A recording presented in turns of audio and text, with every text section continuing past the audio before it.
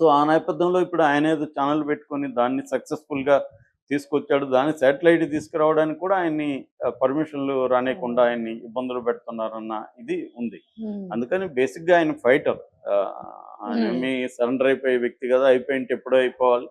కాబట్టి ఆయన ఫైట్ చేస్తున్నాడు ఇప్పటికి గూడా. అందుకని ఇది తీసుకొచ్చాడు. ఇక్కడేందంటే మన టాపిక్ దీంట్లో 'అల్లు అర్జున్' ఏ హ్మ్. స్థాయిలో ఇరుక్కునే అవకాశం ఉంది.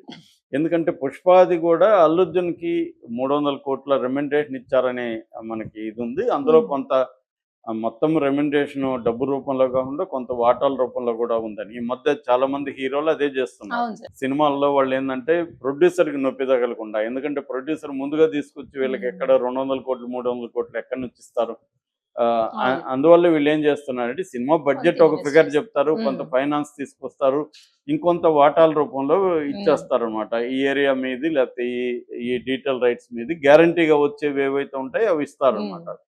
అలాగే ఇప్పుడు 'అల్లు అర్జున్' గూడా ఇరుక్కుంటాడు ఈ ఐడీ రైట్స్‌లో అవును అనేది సార్. ఒకటి. హ్మ్. రెండోది 'ఆహాది'. 'ఆహాది' మాత్రం నేను గూడా ఎప్పటినుంచో వింటున్నా అది లాసుల్లో ఉంది 'ఆహా' అనేది. 'ఆహాని' మెయింటెనెన్స్ అంతా ఫైనాన్స్ ఏమో 'మైహోం రామేశ్వరరావు' వాళ్ళది. హ్మ్. నడిపేదేమో అరవింద్ నడుపుతున్నాడు. 'అల్లు అర్జున్‌కి' దాంట్లో మరి స్టేక్ ఉందా లేదా అనేది క్లారిటీ లేదు గానీ అరవింద్‌కైతే ఉంది. హ్మ్.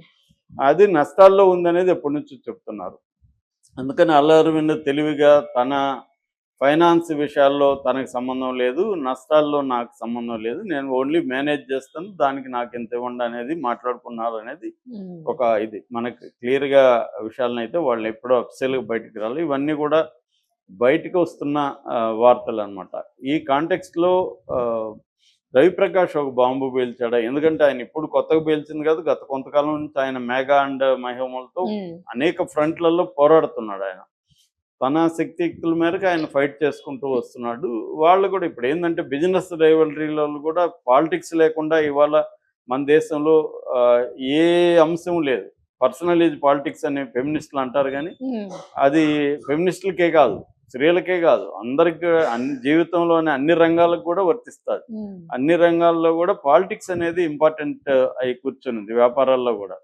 సో, అందువల్ల వీళ్ళు గూడా ఒక వ్యాపార భాగస్వామే గదా! ఈయన గూడా. ఇప్పుడు ఆయన ఎందుకంటే మీడియా అనేది గూడా ఇవాళ ప్రధానంగా హ్మ్. మీడియా అనేది ఎంత మీడియా స్వేచ్ఛ, జర్నలిస్ట్ స్వేచ్ఛ ఎన్ని కథలు చెప్పినా ప్రధానంగా అది వ్యాపారం. వ్యాపారం. అవును బిజినెస్. సార్. బిజినెస్ నడిపేటప్పుడు రకరకాల ఇవుంటాయి. ఇక్కడ ఏందంటే రాజకీయంగా అధికార పార్టీ ఎవరి కంట్రోల్‌లో ఉంటే వ్యాపారస్తులు వాళ్ళే డామినెంట్‌గా ఉంటారు. హ్మ్. వాళ్ళ రైవల్స్‌ని రకరకాల పద్ధతుల్లో తొక్కేస్తారు. ఇప్పుడు అదాని మీద అదే గదా ఆరోపణ. అదాని అనేక ఎయిర్‌పోర్ట్‌లని, హ్మ్.